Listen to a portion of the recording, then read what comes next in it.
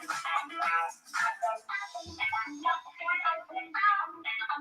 gonna try this one.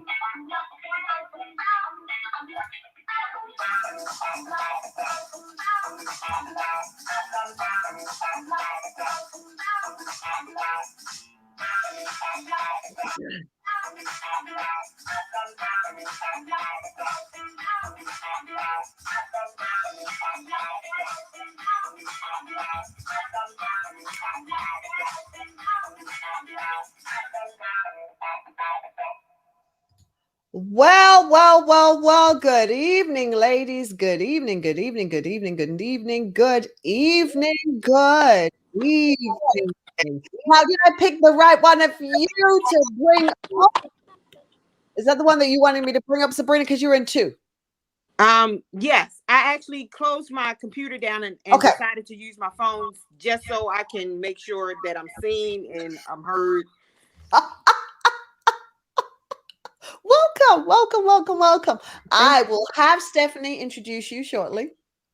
Let me pull kind of this. I've got stuff in the way. Well, we want to say good evening to everybody and welcome to The Link, where you have yours truly, Lizzy Morris. Pippi Longstocking. Right? Listen, I have been doing moving. Okay. I've been shutting down my offices and moving stuff from place to place. So, the whole curl stuff. Now, I had a cap on my head earlier, right? So, which is, everything's like flat because I'm wearing a cap. But, I like it.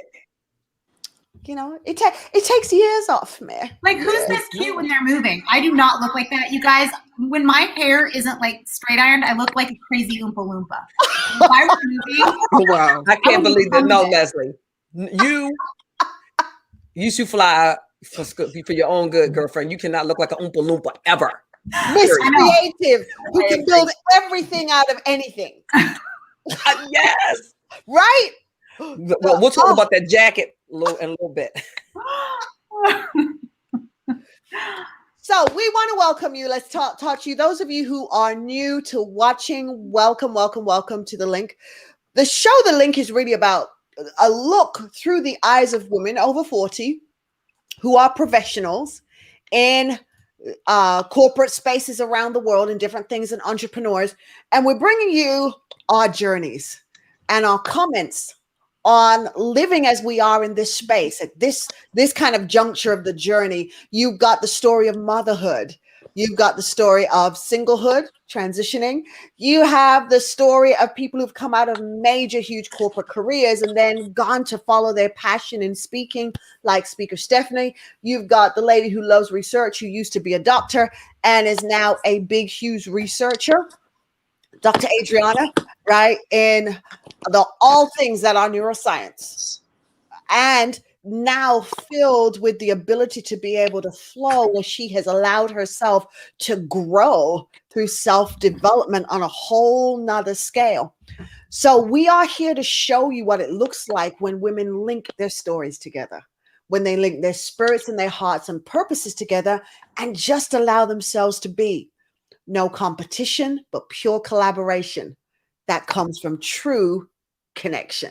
And that's what we demonstrate to you so that women everywhere can know, no matter who you are or where you are, you can connect with another woman and amazing things can happen. It doesn't have to be competition. It doesn't have to be catty and nasty. Leave that for the young people who don't yet know better. But ladies at our age, the reason why we are ladies is because we have understood what it means to be sisters. Regardless of our external packaging, it is a thing of the spirits when we come together and we are able to make what ifs happen. Do you like that, Adriana? Do you like the way I dropped? Wow. The one Lizzy, I'm ready to just introduce the guest. That made me feel good down on the inside. I'm just ready to just go be tucked in and reschedule the show because I want a blanket and a pillow now. No, ma'am. No, ma'am. That was like warm milk to my soul. No, man. Go buckle up, baby. Because this crew right here is just no holds barred. Anything is liable to happen. That was the benediction at the beginning. I'm finished. So I will tell you that I have my own way of introducing this young lady here. However, she knows that I'm not going to introduce her because one of the things that I want her to do is be fabulous at introducing herself. So I'm going to yield the floor to Sabrina Allison so that she may tell you who she is, what she does, and who she serves. Sabrina. Well, okay then. I am Sabrina Allison. I am the CEO and owner of Unboxable Creations LLC. I teach women from age 15 on to live in their truth authentically and live through invisible pain and chronic disorders. And I do that through mentoring, speaking, poetry, as well as I have the acronym ACT, and that's activate your faith, advocate for self, create a new life plan, and treat each day like you don't have time to waste. Because just because you have a chronic disorder or invisible pain, that doesn't mean you still don't have an assignment. If you don't complete what you are assigned to do, you're still accountable. You just didn't complete your assignment. So I teach those that have been diagnosed with chronic disorders and invisible pain how to live past their no, how to live and not just exist. And that is what I do. Bam! Pada, pada, pada. So, Yes. let me tell you, listen, I want you all to know that I've known Sabrina for over 20 years. Close to 30. And close to 30. And I just found out like 2020 last year that she writes poetry. I was like, hello. I did not even know she liked to write, but not only can she write, but that she speaks. I mean, she's a poet. But Sabrina, Yes. I want you to share with them your story. Okay. So I'm professionally a nurse, and that's what I did for 22 years up until the point I became ill. In 2016, I had a headache that would not go away. And everybody that knows me knows I had migraines all of my life. So it wasn't anything new.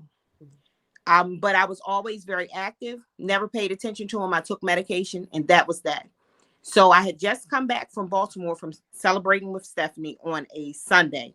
That Monday, I had a doctor's appointment, and my nurse practitioner said, everything's fine.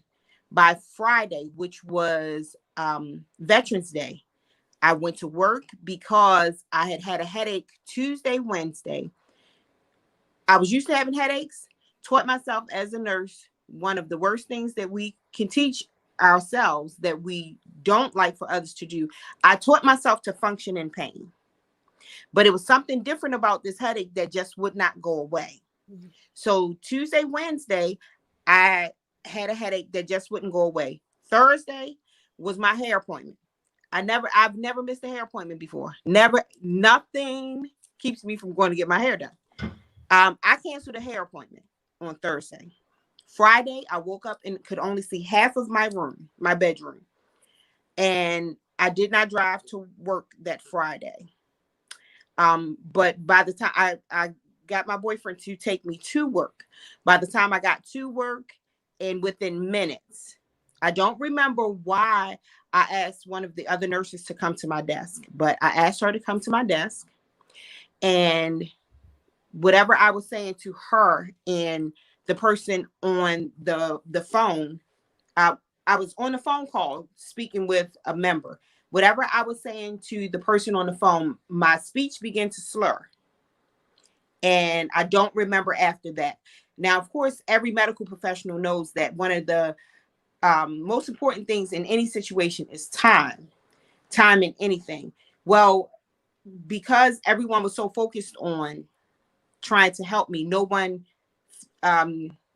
thought to time the seizure that I was having.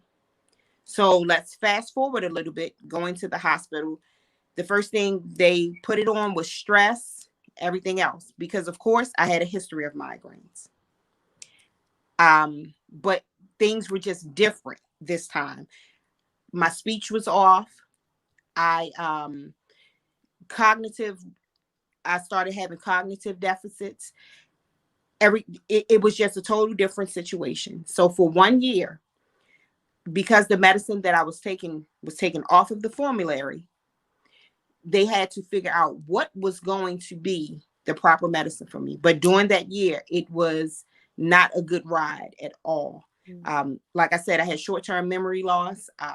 My speech was off, as well as my balance was off. Anything that you could think of, it started happening. But it was a good thing that it started happening then, because then I could document what was going on with me. So it took a year.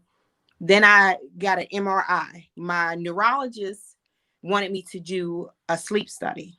And this is the part that when I say advocate for self. I knew that we had already done a CAT scan and nothing was seen. I knew that whatever was going on, a sleep study wasn't going to tell anything. I may have been having some apneic periods, but that wouldn't have caused the headaches and the other deficits that were happening. So I suggested an MRI. She said, well, no, I don't think. So I decided to advocate for self and say, yes, we need to do an MRI to figure out what's going on. In January of 2017, she did the MRI and it came back. She called me and she said, her secretary said that she needed to see me because she wanted to talk to me about my Chiari. And my honest answer was, I have a Darian and I have a Gary. I don't have a Chiari. Mind you, I had been a nurse for 22 years. It sounded like a little girl to me. I knew I didn't have any daughters. I didn't know who or what she was talking about. So I went on a quest to educate myself and everyone around me because I did not understand. Chiari malformation is one of those things that is in the medical book, but it's that thing that's over in the corner, and it's maybe a paragraph about that big about it. So they probably talk about it maybe about 15 minutes in nursing school and probably talk about it 30 minutes in medical school. So it's not one of those things that's really talked about a lot, but it's a prominent neurological disorder. 1 in 1,000 have it. And what is it? Somebody tell us what it is. So Chiari malformation, and the way that I explain it to people is the movie Concussion that Will Smith made with the football players. They call it CTE. Theirs is injury induced.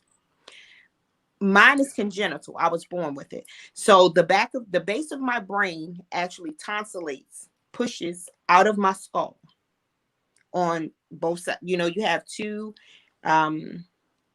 small holes in the back of your brain.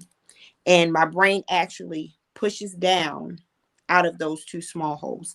Now, everyone that has Chiari malformation, the funny thing about this disorder is it's only two things that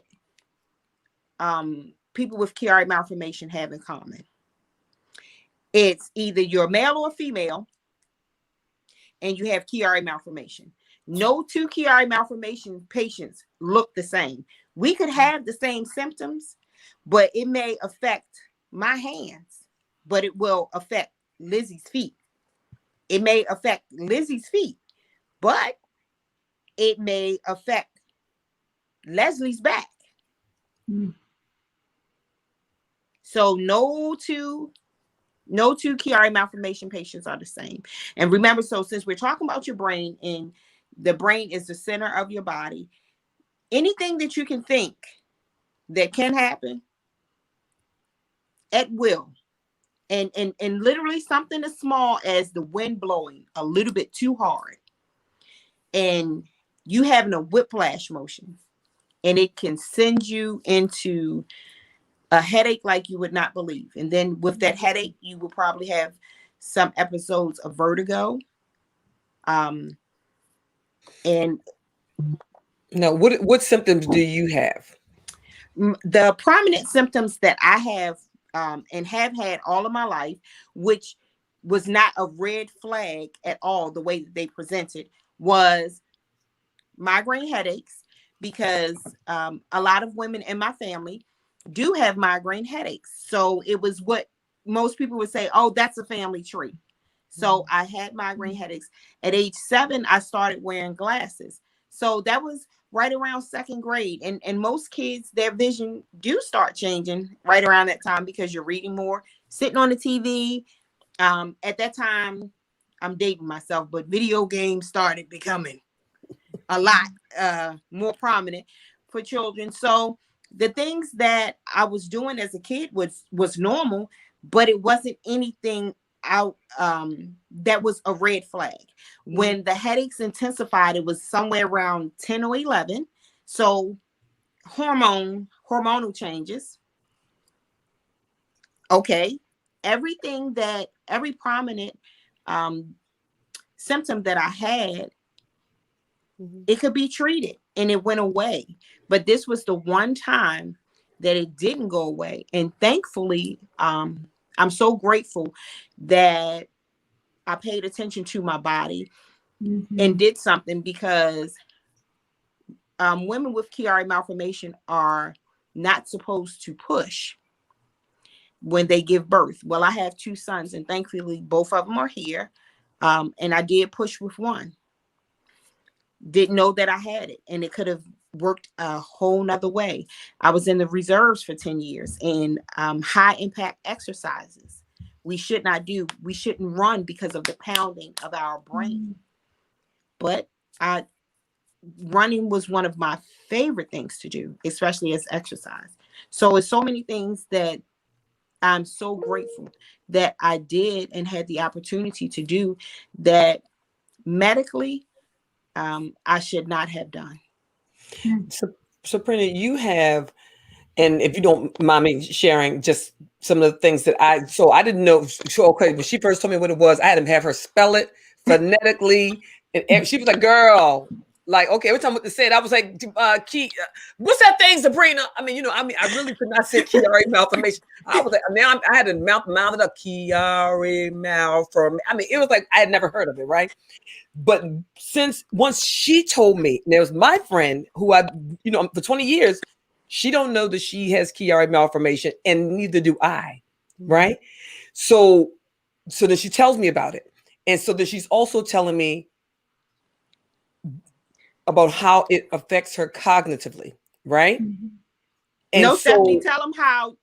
I'm gonna get there. I'm gonna get there. I'm gonna get there. Look, okay. So, but she would call me. So we can see we're both high energy, but we were on the phone one time, and so she called me, and she was like trying to tell me she could not get it out. She was like her step like I'm not being right, but I was like, Sabrina, and she was so frustrated because she could not speak. I mean, like, and I was like, what? At first, I'm like, girl, if you don't stop playing, and she's like, she's right. She was like, what the what? So one, seizures, and if she gets overwhelmed, I'm talking, things that we all get overwhelmed about. Just your day, you have you don't get enough rest. Work was crazy, and you try to come home, and you go off a bed. You have a new system you got to try to figure out, right? StreamYard, Zoom, whatever, right? But and she'd be like, okay, at this, and she said, I cannot. And in the middle of her going from just talking to me like this, and I can tell her stress level is going up, because all of a sudden her words, she started missing words. She can't pronounce, she cannot enunciate. It's just gone away. And and she's stuttering and she's stammering. And that is one of the things that happens to her. So like, even now, one of the things that she does now, and she'll tell you when she's speaking, she's a public speaker. Listen, I have Chiari malformation, and one of the things that may happen, because I have no control over it, is I may forget something. Just roll with me, right? And so those are, we're talking. So we're talking to somebody who is the person that I can ask her something from 20 years ago, and she would bring it. But girl, she still made about this picture that I lost when we were on a cruise, and she ain't forget that though. Kiara didn't take that away, but but she, but I'm saying, mind you, it was an awesome picture. It was a y'all see great what I'm picture. saying? Why even mention the picture? Why not even mention the picture? But but those are the things. And so she literally from there. First, it was like, this is devastating. Okay, now what? But in true Sabrina form, she was like, okay, I know this is happening to me, but oh my God, what about people that don't know how to advocate for themselves? Mm-hmm. And it became her mission. Sabrina, I'm kicking it on back to you. I gotta say, this is making me think so much. So, first of all, when Stephanie told us a little bit about you a few weeks ago, I had to go and look up because I couldn't remember. And I've been teaching neuroscience for 20 years. And I have never talked about that malformation. I had to go, and as you say, there's a little 2-line paragraph Right in the back of the books. Right. There's no way anyone is going to ever think that that's it. Right. When I saw the pictures of the MRIs, I thought, how is she alive? That's the second thing that I thought. Because I thought, how is she not, how is this person, then I realized it probably has to do with the severity of the, the dilation of the magnet. Well, mine is between a 7 and an 8. My herniation is between a 7 and an 8. Okay, so I'm assuming is that because a very severe herniation will just collapse the respiratory centers, and I'm assuming very young patients that have this, they just suddenly stop breathing and that was it. So it couldn't have been the most severe form of it, but it also made me think, what do you do with the patient? And nobody's ever going to think about that as a diagnosis. So how does the patient, as you say, advocate for themselves, insist that something is going on? Because I could imagine, for example, things like you're saying, I had trouble speaking. That's probably the compression of the cerebellar function, which is something similar to what happens when you get really drunk and you start slurring your speech and it's just not coming to you. So just to say that it could be something like that. But then if that comes and goes, then I'm sorry to say it, you look crazy. You look like this and that's what we're told. That's what we're told. And you're told so, and it makes me hurt that there's a person that is very close to me doesn't have this diagnosis, but has gone through something very similar because their disease was so insidious in the same way that it took until it was, I think I know this kid for 10 years at least. I knew there was something wrong with her 10 years ago. I was with her at the ER once. I tried to advocate. They kept insisting, just go home, stop talking crazy. And 10 years later, there's like 3 or 4 diagnoses that are very clear because the disease had advanced enough to finally show up. But there was so much that could have been done during those 10 years. Right. And their patients were heard. Right. And that is so incredibly painful to see, that the patients are not heard. And that at some point you're just told to just, and then another thing that I want to make a comment on, because I don't know if we do it as women or if we do it as health professionals or very workaholic professions. But that thing that you said, that you could only see half of the room and you went to work, why do we do that? We teach ourselves to function in pain when we tell our patients that it's not okay. That is so cruel to ourselves that we do it. But when you are in a situation like that, it escalates. So it's a little bit worse and a little bit worse, and you start to navigate through it. And then you don't take a step back to say, I should not be doing it. I should be screaming off the rooftops, pay attention to me, because there's something really real that is happening. So I really appreciate the fact that you are creating an environment of teaching people to advocate for themselves. Because And it's extremely painful to have somebody who's an authority, like a doctor, telling you that there's nothing wrong. And then and where do one you go from there? and then one other thing, and thank you, Adriana. One other thing that you shared with me too, Sabrina, which blows my mind when I think about it, is when you think about the what she's experienced, what the people experience, it mimics. So I mean, when she talks about what she's going through, it's like, well, it's people that are living with something else may very, or they told them, you know how the doctor say you got my husband. They went from they think he had MS to they think he had this, they think he had that, they think he had, you follow what I'm saying? They had him thinking he had MS. Then they thought he had something else. Then they thought he had something else. You follow what this is one of the things they could have thrown out to him because of the same thing. And some people, Sabrina, you said some of them have been misdiagnosed. Absolutely, they've been misdiagnosed, and it's as simple. Honestly, it's as simple as doing an MRI, taking a look at that brain totally, and making sure that you can see the brain all the way around. Number one. See, it's the cost factor, right? So when Insurance you companies push back on doctors, because doctors have always been given somewhat of a I want to say a godlike status, right? So doctors are kind of like the nonchalant, and how dare you question them? Why It not? can never be a doctor that's wrong. It's got to be the patient, in essence, which is sad. I know they've advocated, and that culture is definitely something that they've been pushing to change with new doctors and younger doctors who are coming out, making them more service oriented. The idea of serving versus, you're coming down with a command and control.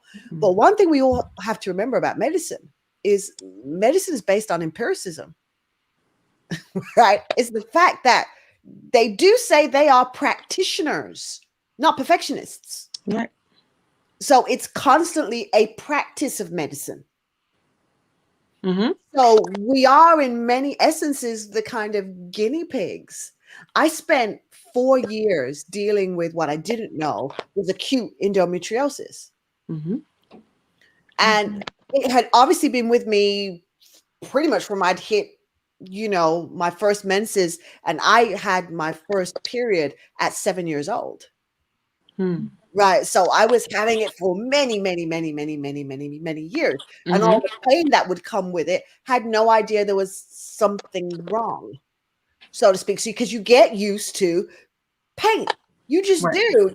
There's something in us that allows us also to be able to deal with it. And I don't know why we do, but endometriosis is something associated more with Caucasian females, not Black females. So Black females are associated with fibroids.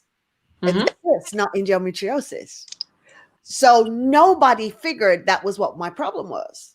So I spent 3 years being treated for all kinds of things. At one point, they said I had cancer and etc. and all this medication. And, I had to, in the end, go with alternative medicine because I literally had the same specialist who ended up having to do an emergency operation on me tell me that it was all in my head.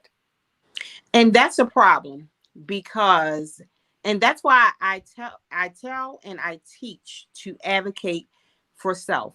If that provider is not giving you what you need, leave. Because at the end of the day, we have one body.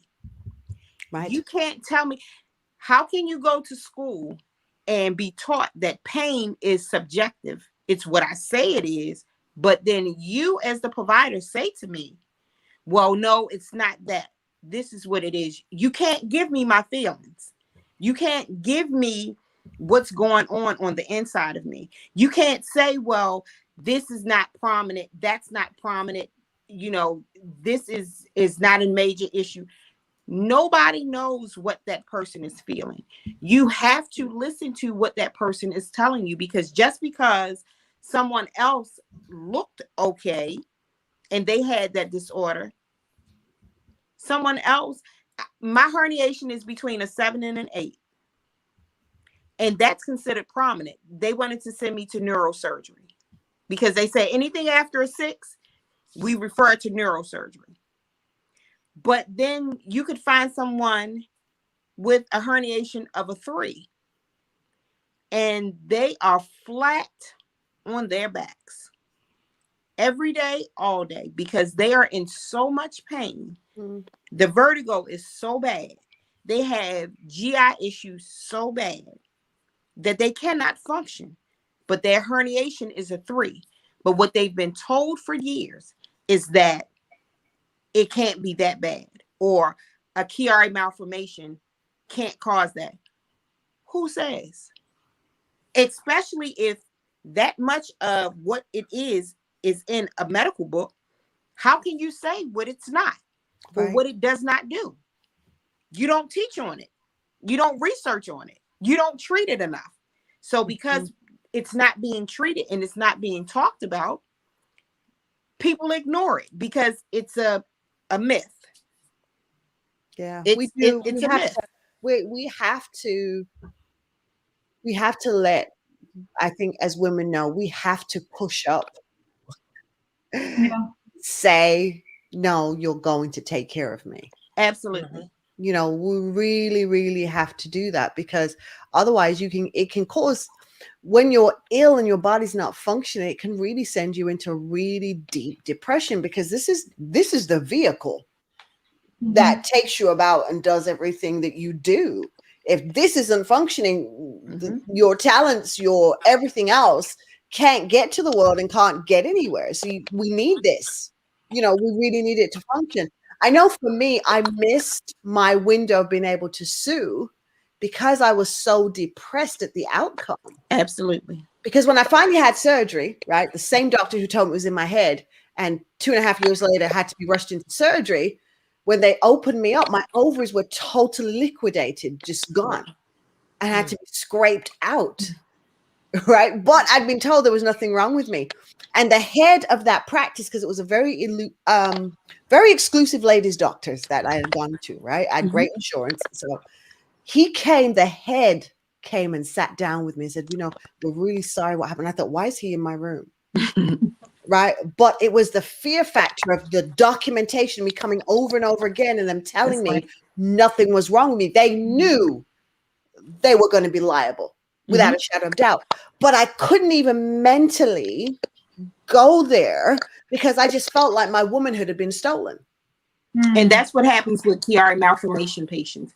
They become so tired and they're so fatigued that the rate of suicide with this disease is out of this world. Can imagine. And the reason that it is because, again, we're talking about our brain and your brain function. And, it can go from one end of the spectrum to the other.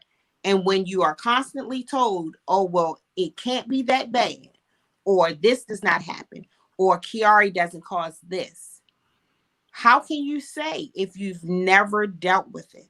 How can you can't say that. You can say what a textbook should say, but if you have not experienced it, why not try listening to what the patient is telling you versus you giving them their feelings? Because this disorder is not friendly. It impacts everyone around that person and everything that they do. And Stephanie, get some tissue because she's never heard this story before. I very rarely tell it. I want and wait a minute, and I want you also to tell the story. The young lady you shared that video, that was okay, mind blowing for me. But go ahead.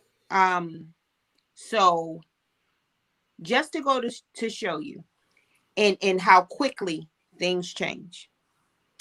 When I first came home from the hospital, I had no clue what was going on with me. And I was becoming depressed. And I said to myself, you have to get up out of this bed. So I had one son over in Afghanistan, one son home making a college decision. And I stopped going to basketball games because he was one of the star players. And I didn't want to embarrass my kid. So I stopped going. But I used to have patches, bruises on my arms and legs a lot. And sometimes my son would say, well, mommy, what happened to your arm or your leg? And I would say, I don't know. Or my boyfriend would say, that's a big bruise. How could that happen? You just not know what happened. I don't know. When I was finally able to stay at home by myself, I would get up and I would walk down my hallway. But what I would do is I would walk side by side and hold on to the wall. I was falling more than I was walking. But I was determined that I was going to make it. Mm-hmm. So the bruises would be from me falling. And rather than worry about me falling, I was worried about, I'm going to have to explain this bruise. So sometimes it got to the point that I didn't have enough strength in my legs and my equilibrium was off just that much. I would low crawl on my arms from the hallway back to my bedroom. And I would lay on the floor because I didn't have the strength to stand up. After laying there for a little while, I would get up. And first thing I would think is, what can I say that happened or not say, just in case I'm asked? How'd you get that bruise? But I was determined. So because I couldn't get I didn't have anywhere left to get any bruises, y'all. So I decided to stay in the bed. I had the exercise bands. And I would take the exercise bands and I would exercise my legs and my arms because I can't lift over 20 pounds anymore. And that's how I started rehabbing myself and strengthening myself. Now, after doing that, and of course, you know, you're not eating as much. You don't have an appetite because you are depressed. You just don't have an appetite. So, you know, I was fly coming out of that, y'all. I mean, I looked like I was ready for the Olympics. I mean, I had muscles and all kinds of stuff. I looked kind of good. I did. I was proud of myself. I still had a keg. I ain't never get a six pack. I still, you know, around the middle. But it takes a toll. And it was one of the hardest times in my life. And when I remember going back to the beginning, and as I was driving to the hospital, I don't remember a whole lot, but I remember the exact prayer that I prayed. Wait a minute, when they were taking you to the hospital? Say that again? You mean when they were driving you to the hospital? Yes, Because when you I weren't was in driving the yourself ambulance. nowhere. Right. Oh, well, I did sneak out the house, but I didn't tell you that part. Yeah, I snuck out the house around Thanksgiving. What? I didn't even have a driver's license, you guys. I wasn't supposed to be out of the house. Everybody was asleep. I was tired of being in the house. I was tired of being told what to do. So I escaped. I found the keys to the car and I went to Walmart. I just so happened to see one of my coworkers and she's like, what are you doing in here? It's like, I'm escaping. Okay. You didn't see me. Of course she told. So when I got home, everything was confiscated. My keys, my bank card, everything was taken away. Yeah, I escaped one day. I just never told. You, as a nurse, were the worst patient I Yeah. am. I am. And Yeah. she now she Sabrina's self her mechanism. We all have our mechanism. Her mechanism. She deals with it. Humor, right? But she is a very strong person, and it was difficult Yeah. to watch her try to deal with this thing that she had no control over. Mm. Right? And it was like, like I remember like her being devastated one time. It was like, I was so down, and I could tell. One minute we were talking, we were yeah ha ha. The next time I'm talking to her, she could barely lift her head. I'm like, where are you? I'm laying in my office. Well, I got this terrible headache, but I can't get the pill bottle open. Mm. Where is Darius? He's here. Okay, tell him to come open it. And so I'm calling him. He doesn't know his mother's in there because as mothers, we don't want to tell, right? Right. That we need something. And but just countless things. Sabrina has to. Well, she decided, she wrote her story. She told her story because she realized that when you say I don't look like what I've been through, while she's talking to you right now, she could very well have an episode and it'd be a whole nother person that we're engaging with. I mean, a whole other person. It happened live last night. I was doing another interview, and I was giving my acronym ACT. And I said, you know what? I said, it's happening right in front of y'all. I said, the first A is activate your faith. And then the second A, I just couldn't find it. So I said, well, guess what? I can't even find it right now. We're going to go back and get it whenever I find it. And I just kept going. And everybody was like, oh my God. They were like, I mean, and I don't take offense to people laughing because I'm like, listen. No, that's not the one, Sabrina. Which one? When you did my birthday party last year, they wanted to do a Zoom birthday party for me. And I don't even know if you volunteered or how you became the MC of the thing. I don't know. I don't even remember. But you were so horrified because she's an ambivert like myself, but she got more of an introvert, outrovert, right?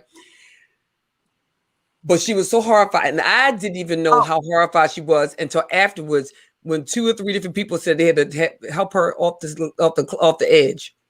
And as I'm looking at her on the screen and listening to her, she is struggling, right? And she's having a horrible time.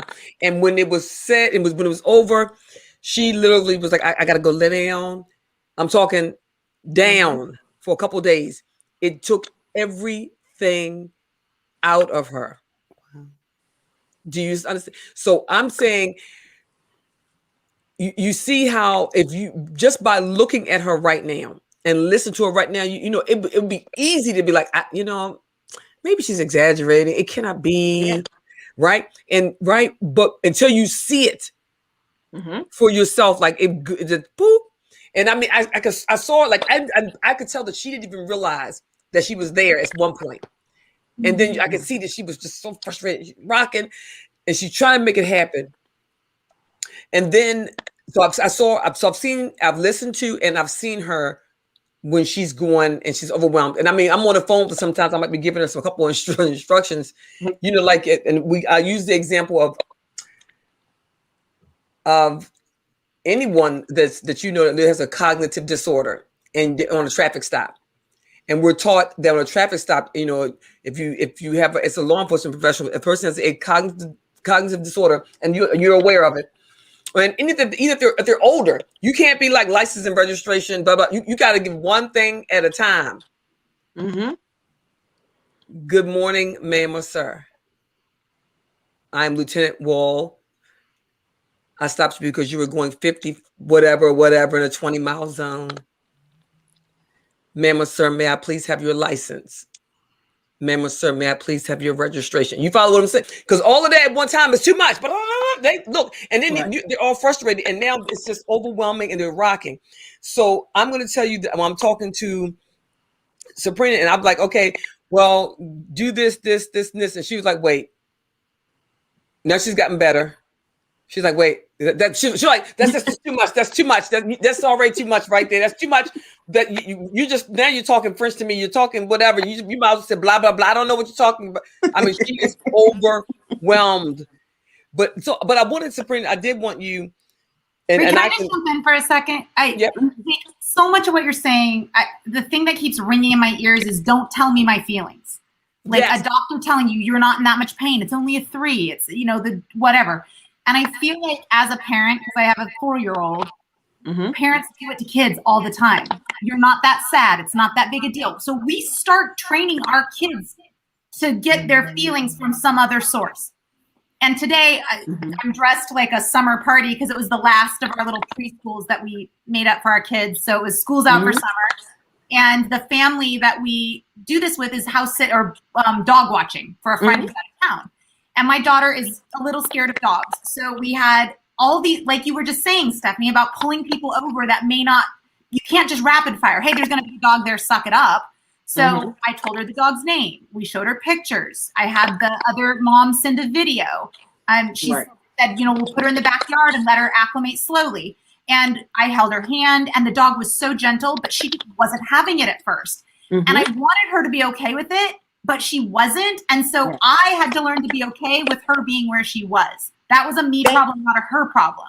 Yeah. And so I think in the doctor-patient relationship, we try and make everything a patient problem. And some of it's like, hey, doctor, you need to listen better. Like, I'm advocating for myself because I'm telling you I'm not comfortable. Something's not right. And so I'm just noticing that all of the things you're saying, I see them playing out in parent, child relationships as well. So we're starting early. And I just wonder where else it plays out, that we don't listen and we try and tell people they're wrong. Everywhere. Instead of just listening, right? Yeah, everywhere. Everywhere. Because a lot of times, if you listen to what the person is saying to you, they will tell you how to serve them. 100%. And what I always tell people is, when we label things, we only label what's uncomfortable for us, what we cannot identify. Who says that I'm not normal? If this is how God made me, is this not my norm? Right. You can't even look in a book of lab values for medical purposes, and books agree that lab values are the exact same. So if we can't even agree that lab values are not the exact same, then who says that that's normal? Why not serve people where they are instead of identifying what is different than the next person? Because just because I do it differently, that doesn't mean that I cannot do it. And I should not have a label that puts a stigma on me saying, oh, it's something wrong with that. Right. Okay, well, you can't lift a building. It's something wrong with you. And so, I feel like that starts in parenting too. Like, I just think of like potty training. A kid should be potty trained by X date. Like, there's an age, but it's different for every kid. And this other family that we've been so close to this last year, they were our bubble during the pandemic. One night, the kid's 5.5 now. One day, he just woke up in the middle of the night and started using the bathroom on his own. They didn't do anything. 5.5. So don't tell me there's a right age. He figured it out. It didn't feel good to him anymore to do what he was doing, and he changed his behavior. So why would we force someone to try and do that at 3 when physiologically and mentally they may not be ready till 5.5? Because that's normal. But what is like? I'm with you. It's like, what is normal? You're going to compare it to someone else? How does that make sense? Because I don't think we thought about it. We just said it because it doesn't make sense to us, and it's uncomfortable for us. It's not normal. I'm going to tell you how you should be, because most people do this by this age, and because you don't, there is something wrong with what you're doing. You know, in my experience, in the kind of research that I do, we do molecular research on mental illness, and it is incredibly frustrating how hard it is to find something different between a so-called normal person and the person, especially, for example, with things like major depression, depressive disorder. They look exactly the same. It's such Right. a big spectrum that you cannot know where the normal quote unquote starts and ends. Right. It's it's incredibly difficult. And you know, in my line of research, you have to compare a lot, or the only things that you have to compare with are animal studies. But here's the thing: animals are bred, like let's say mice are bred to be all exactly the same. Mm-hmm.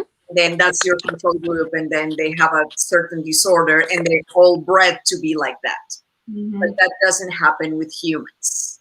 Every single human being is completely different and is mixed with how many other genes or how many other people that were their ancestors that came from one side of the world, the other, and mix and whatever.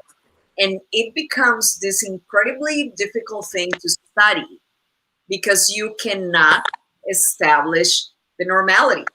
And Mm-hmm. we always see one of the problems that we have is that constructing a control group is extremely different because at least when you have the group that has the disease, they all have the disease. Mm-hmm. But then they controls, they don't have the disease. But apart from that, they're all completely different one from the other.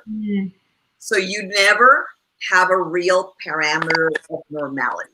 It just does. We call it that because we have a clinical history that says that they didn't have whatever disease we're studying, so we consider that they don't have it, so they are normal for these purposes. But those groups are the most variable. They're all completely different, and it is incredibly difficult to define the normal group, the control group. So imagine this applied to real life is what is really normal. You know, how many of these people were depressed and they never went to a doctor, they never told anyone, they never did anything about it, and that's why the clinical history says no depression, because they never spoke. So And one of the hardest things about having this disorder, um, some of the small things in life that are most pivotal.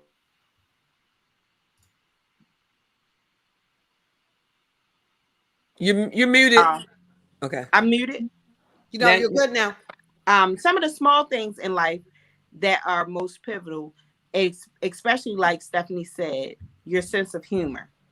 Now I was sitting here watching as I was telling my escape story, and every your family advocate and protects you to the utmost. Now y'all had never heard that story. Y'all thought it was funny.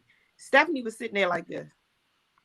Like if when I get her off this camera for telling that escape story, because you have to keep your sense of humor. Because if you don't, it'll go downhill. And when you try to, it's hard for your family to have a sense of humor about it because what they're living, seeing you go through this, it is horrifying. I have not once asked one person that is close to me, what is this like for you? And they have not cried. right. And then when you remember, because as you were trying to explain to all of us, and remember, I want to see you flew. You came to Maryland to be on a show with another young lady and talk with the doctors. I believe at Johns Hopkins. I believe. Mm-hmm. And I'm not sure. Was that the same young lady that was in the video? that you sent us the video of the young lady. She was sitting in the car because her family didn't believe. I thought it was the same young lady. And I watched you all at the interview. And I'm thinking, oh, look at her, right? And then I was like, oh, when you sent me the video, I was like, that's the same young lady. She's sitting in the car, and she said, I can see her voice. She's saying, okay, I pulled over because I could feel something coming on. And she said, and I'm going to record myself because one, for my own safety, and also because people don't believe. And it was hard for me to watch. First of all, I was like, there's no way you can make that up. There's just no way. Right. Because first of all, the hands, like it went from normal hands to like her hands became deformed in a way that is just, you cannot just make that. And then her face contorted, like you cannot make it look like it hurt. I'm watching the video and I'm like, my face is like, I'm horrified. I'm thinking, oh my God, her jaw is going to snap.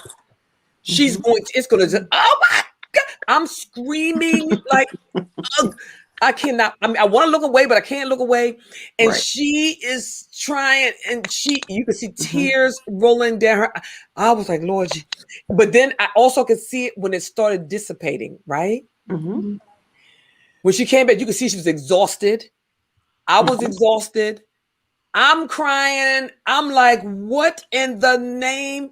And all I could think about was, how could somebody not believe her? Holy, you could not make up what I watched. You couldn't make, I can't make my fingers or my face contort the way I'm talking, like her jaw. I was like, it's got to hurt. It is very painful. I was like, Lord. It is very painful. It's very tiring. And she's just like, it's a seizure. So basically she was having a seizure. And when it's like it was just started loosening back up.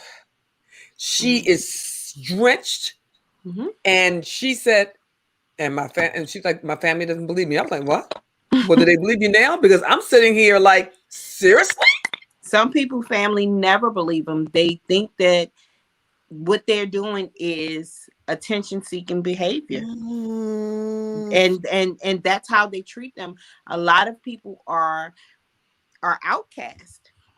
And don't have the family support that they need, because the first thing they say is, it's something always wrong with you. Something always hurts. And unfortunately, one of the things true, though, right? That you will always have an issue with this. But I mean, that may be true, Lizzy.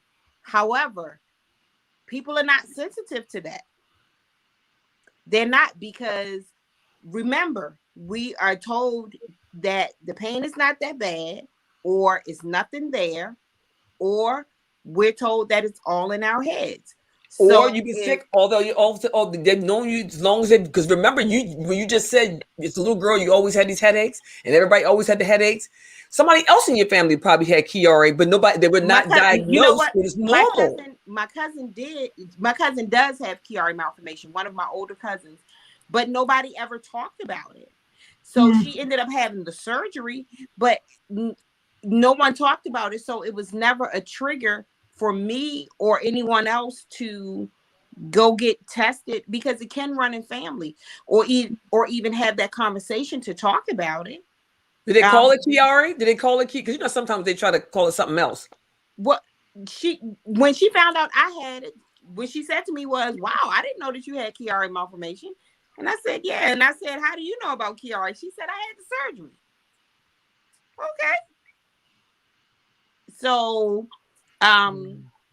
It can run in families. It can, but because nobody had the conversation, how would we know to look beyond just migraines? So that's why I say in my story, your body does not hurt for nothing. When your body is hurting, that means there is something that needs to be treated. It is giving you a warning sign. It's a signal. It's saying, hey, look at me. And if the same repetitive things are happening and creating an environment where, okay, it's happened now, we treat you with this. So when it comes back with a vengeance. So now we have to treat you with this. that needs to be looked at, because obviously there is something else to this pain. Now it's not pain, it's pain 2.0. Mm-hmm. And we have to figure out what this pain 2.0 is, because if you don't, you end up with a situation where everything is free because the body can no longer take what it's going through. So it does something to relieve it, whether it's seize, whether it's collapse, whether it relieves itself however it has to. I just keep thinking about what you said. Like, people go, oh, it's attention seeking behavior. I'm like, it could be, but what if we just believed people? And if it's attention seeking behavior, we give them some attention and the problem gets better. If it's not, then at least we believe them. Like, you know what I mean? Well, you got Leslie. I just don't think nobody wants to be ill. Agreed.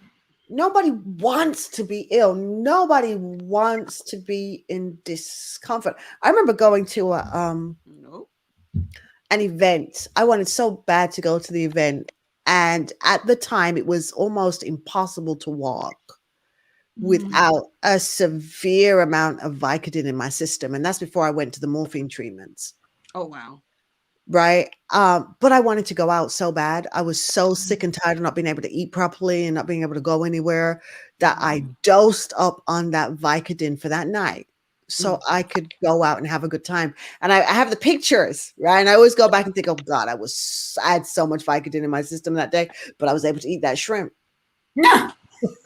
I would eat that shrimp. I hope those shrimp were worth it. Because that Vicodin was in my system.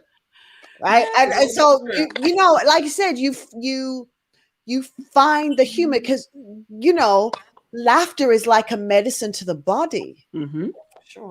And so I think one of the reasons a lot of people who have learned to deal with chronic pain, and like I said, learned to deal with it, have also used humor because the humor is a medicine.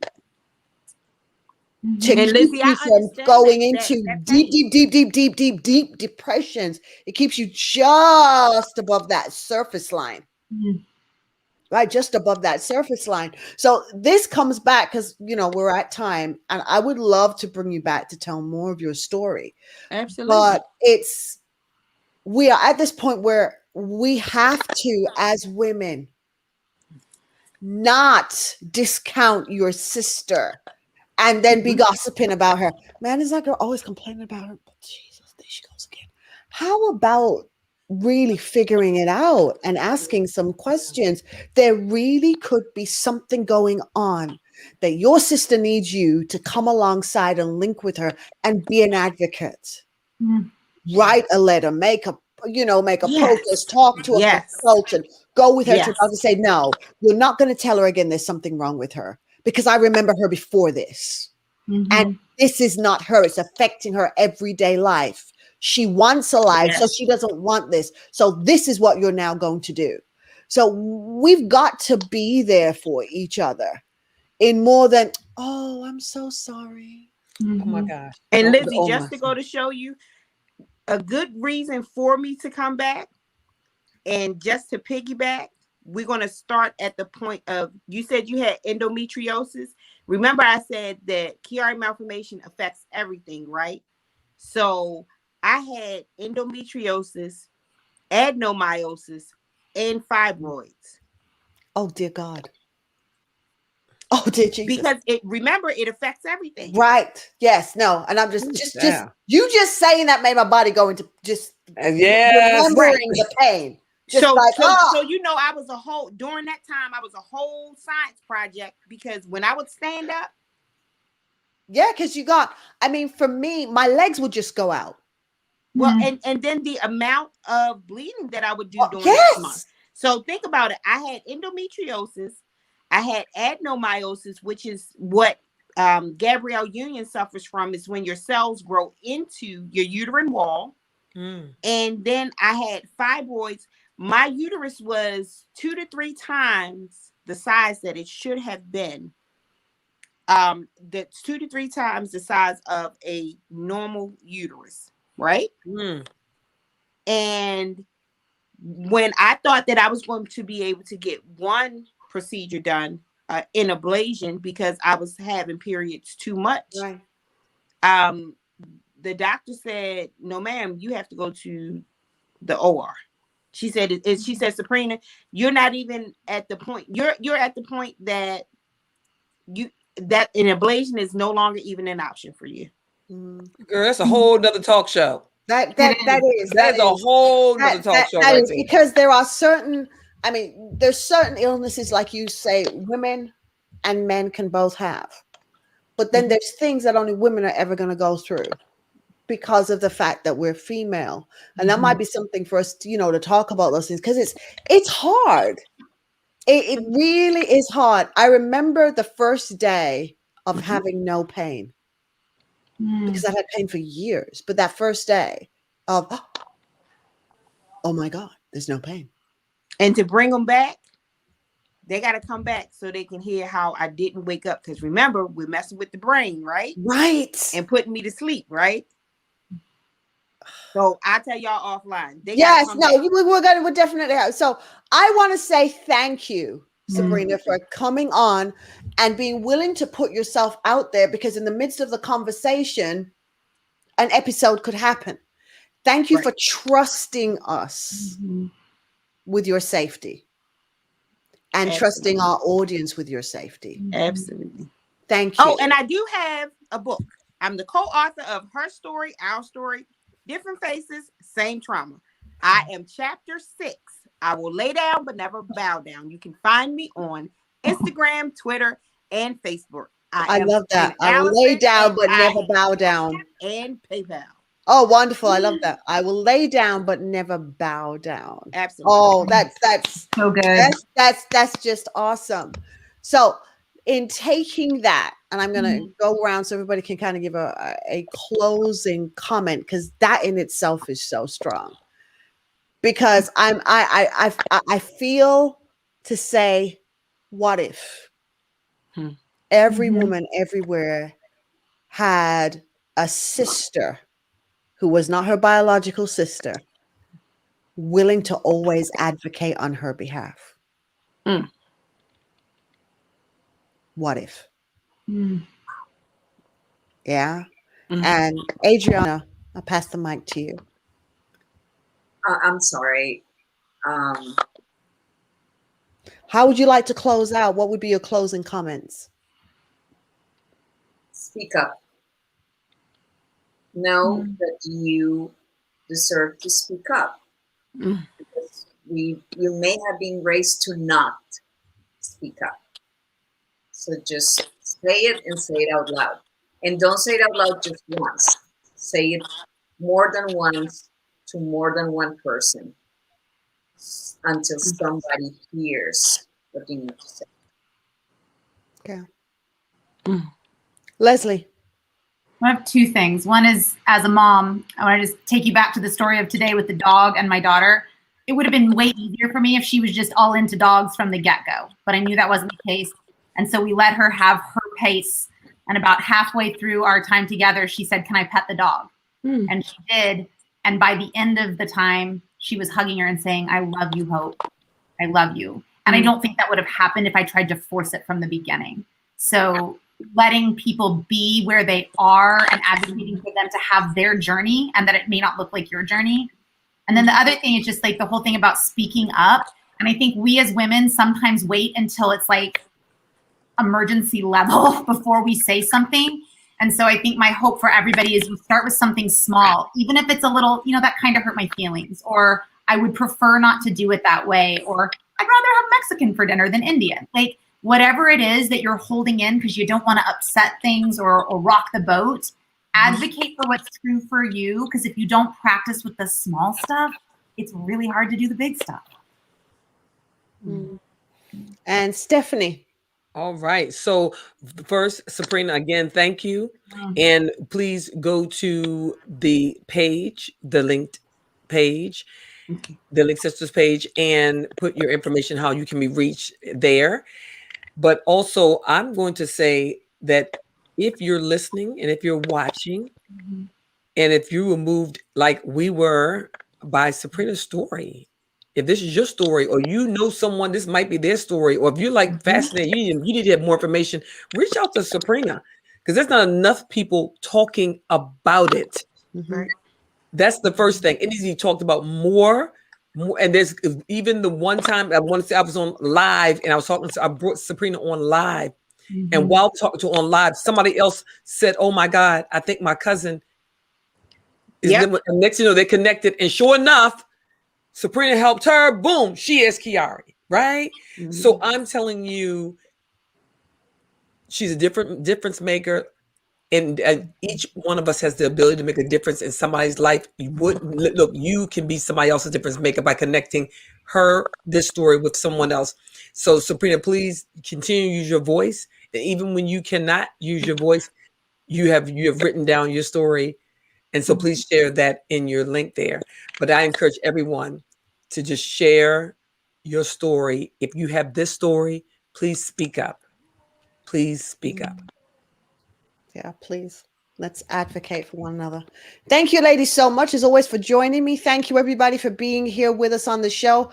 See us again next week. We will be here same time with Sabrina back. She will be back. And we have no idea how that will look or what that will be, but we're going to be here. And we will see what we will see. But we're going to believe that somebody else will be helped. And if you know somebody who's been talking about being ill with different things, please share this live with them, because you just never know. Have a wonderful rest of the week and keep finding women to link with. Let sisterhood become real for you too. Thank you guys so much for watching, and thank you for being here.